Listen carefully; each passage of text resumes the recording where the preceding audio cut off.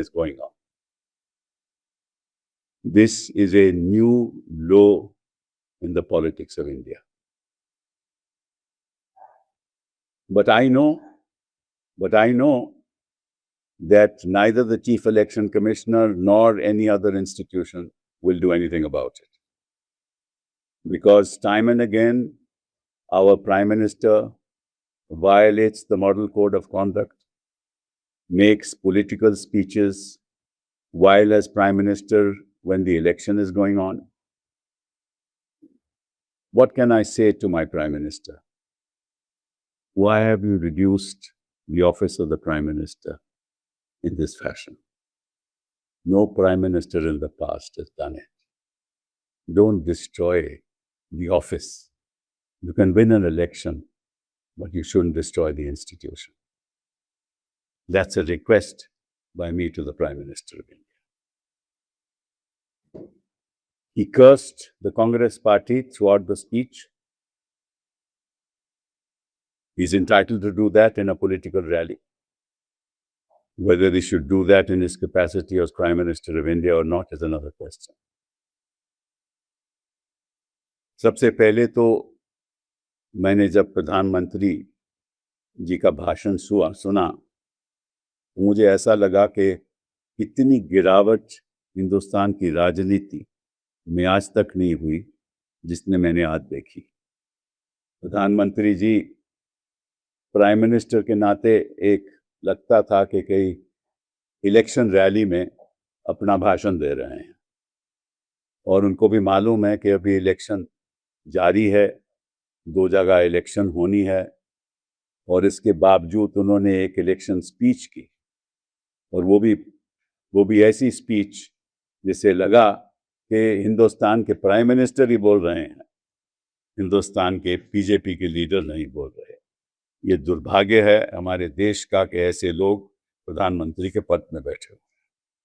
मैं उनका आदर तो करता हूं, लेकिन उनके जो भाषण है उसका मैं विरोध करता हूं। मुझे मालूम है कि चीफ इलेक्शन कमिश्नर या कोई और संस्था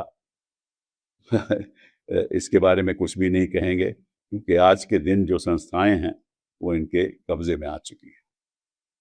अब इन्होंने ऐसी ऐतिहासिक बात कही जिससे मुझे दुख लगा कि मुझे तो मालूम है कि थोड़ा बहुत इतिहास में जानता हूं, शायद प्रधानमंत्री जी ज़्यादा जानते हों, लेकिन उनको याद करा दूं। प्रधानमंत्री जी, आपको याद होगा कि 1996 में पहली बार विमेन्स रिजर्वेशन बिल आया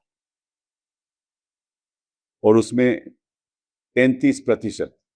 प्रधानमंत्री जी ने 40 साल पहले की बात की, लेकिन उन्हें ये नहीं मालूम कि पहली बार जो बिल पेश हुआ था 1996 में हुआ था, तो उनको तो इतना इतिहास भी नहीं मालूम। उस समय किसने विरोध किया था प्रधानमंत्री जी?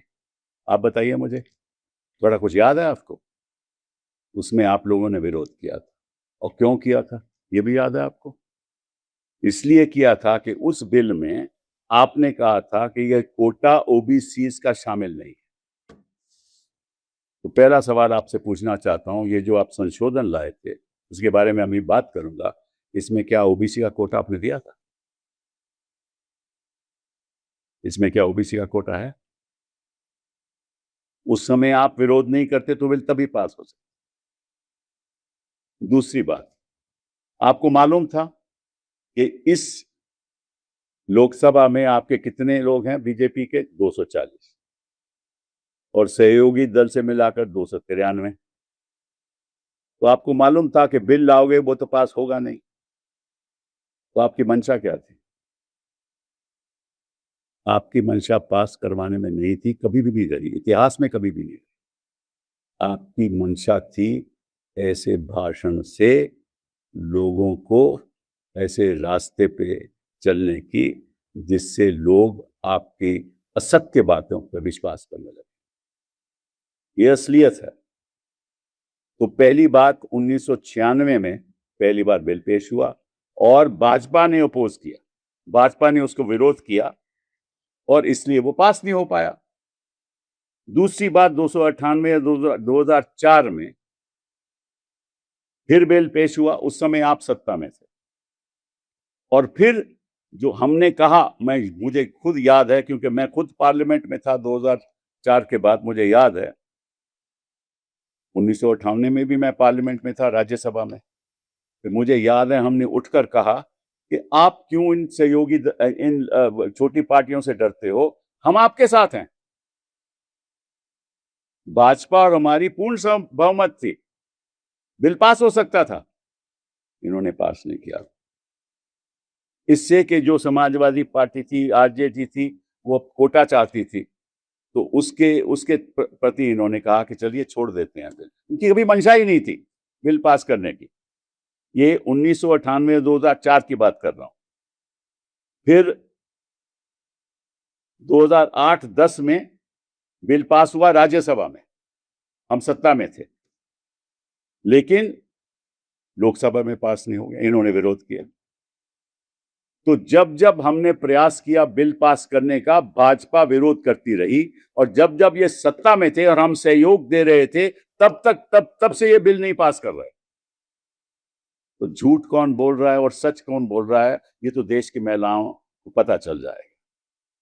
जिस पार्टी को मालूम है कि ये बिल पास ही नहीं होना, तो बिल लाए क्यों भैया, तुम लाए क्यों?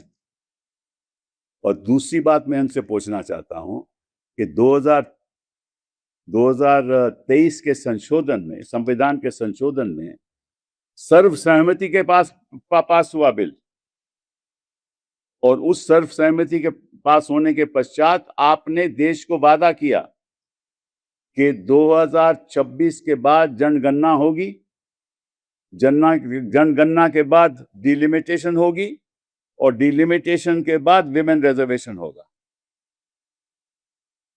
ये आपका संवैधानिक कर्तव्य था, लेकिन उसके पीछे आप हट गए क्योंकि आपको मालूम है कि आप जनगणना कराना नहीं चाहते, क्योंकि जनगणना से पता चल जाएगा कि ओबीसी की कितनी संख्या है, शेड्यूल कास्ट, शेड्यूल ट्राइब की कितनी संख्या है, फिर उनको कोटे देने पड़ेंगे, और भाजपा हमेशा इनके खिलाफ रही है। यह असलियत है आपकी। आप नहीं चाहते कि 2026 के बाद जनगणना हो, इसलिए आप इसीलिए बिल लाए। पता था आपको कि हार जाएंगे आप, इसलिए आपने एक भाषण देने की वजह से बिल लाए, ताकि इलेक्शन के दौरान आपको राजनीतिक फायदा हो जाए।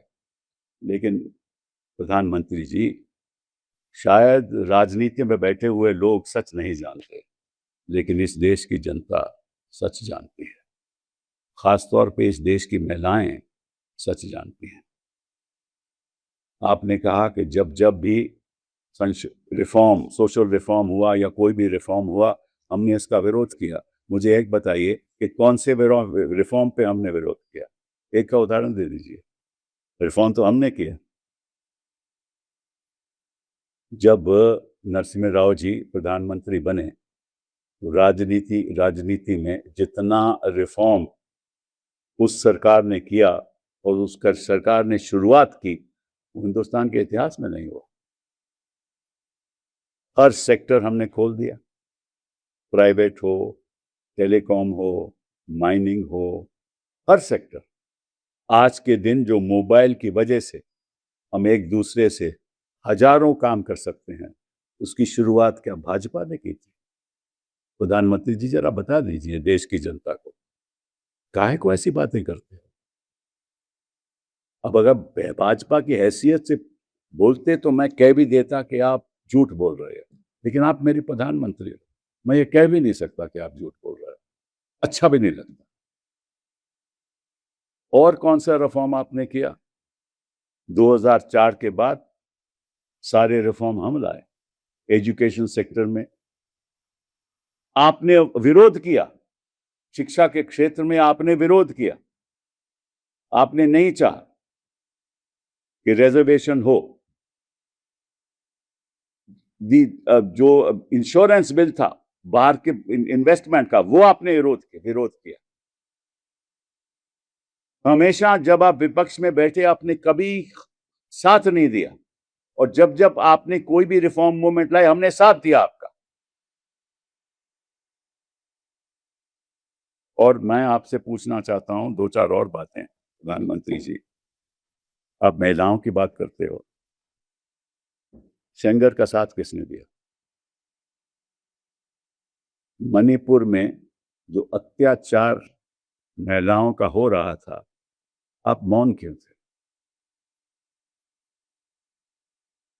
और आप मालूम क्यों बोले पहली बार? क्योंकि चीफ जस्टिस ऑफ इंडिया ने उस समय एक वक्तव्य किया कि इनके बारे में कौन क्यों नहीं बोलता। फिर तुरंत आपने 2 लाइन का प्रेस कॉन्फ्रेंस करके आप हाउस में चले गए और आप कहते हो कि आप महिलाओं के पक्ष में हो। कठुआ में क्या हुआ? आपकी पार्टी ने क्या किया कठुआ में?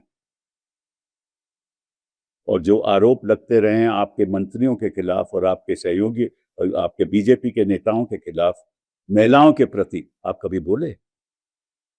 आप कभी बोले?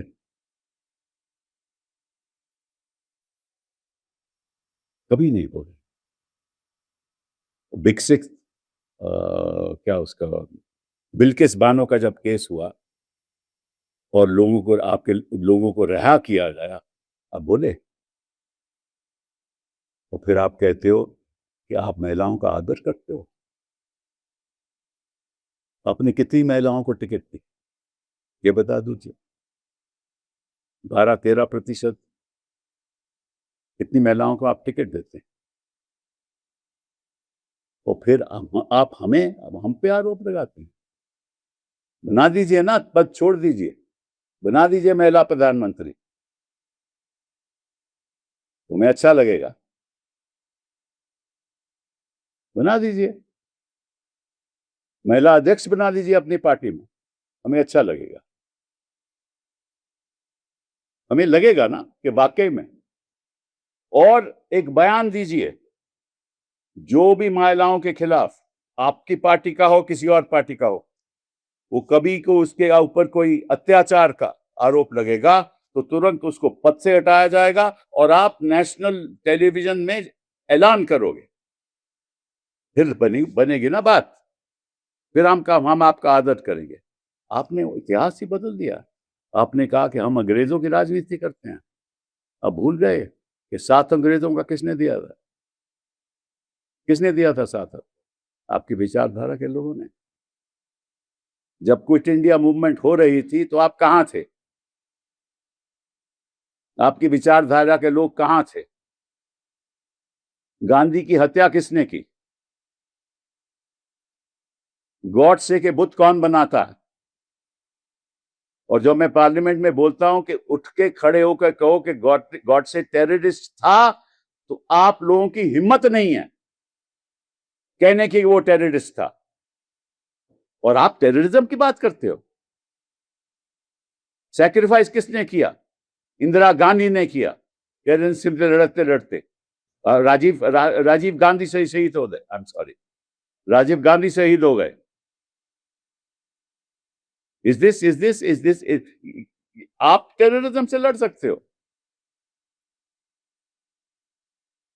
आपकी तो हिम्मत नहीं है। ट्रंप आकर कहता है कि समझौता हमने करा, सीजफायर हमने करा, तो आप चुप हो। वहां अत्याचार हो रहा है गाजा में, तो आप चुप हो। 2 स्टेट थियरी जो इतिहास में हम स्वीकार करते हैं, उस पे आप चुप हो। जो 72,000 लोग मारे गए, उस पे आप चुप हो।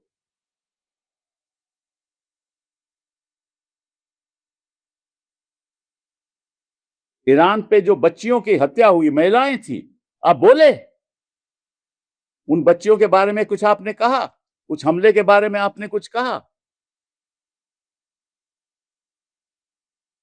इतिहास को तोड़ मड़ोड़ के सच के आधार पर देश को गुमराह करना प्रधानमंत्री जी का काम नहीं है। ये एक क्या बोलते हैं ना, कि सड़क के कोने पे भाषण देना ठीक है, लेकिन देश के प्रधानमंत्री होते हुए ये ऐसा भाषण देना ठीक नहीं है। आप प्रधानमंत्री जी हो तो हम आपकी पूरी आदत करते हैं क्योंकि आप उस पद पे बैठे हुए हो। लेकिन एक बात आप याद रखना, अभी तो आपकी 240 सीट आई थी ना, 224 में 229 का इंतजार करो ना। महिलाएं आपको वोट करेंगे, क्योंकि देश की जनता आपकी राजनीति को पहचान चुकी है। झूठ बोलना किसी का हक नहीं है, और ऐसा ना समझो कि अगर इस देश में कोई झूठ बोलेगा तो देश की जनता उसको स्वीकार करेगी। मैं चाहता हूं, और मैं आज भी कहता हूं, और जल्दी से जल्द आप सत्र बुलाइए। और ये बात हमने अभी इस बहस में की, 543 लोग पार्लियामेंट में हैं, सत्र बुलाइए, 33% महिलाओं के लिए आरक्षण कीजिए, और कांग्रेस पार्टी और सारे विपक्षी दल आपका साथ देंगे। लेकिन आप में हिम्मत नहीं है, आप आरक्षण नहीं चाहते महिलाओं के लिए, आप केवल विवादित भाषण देके आरोप लगाना चाहते हो।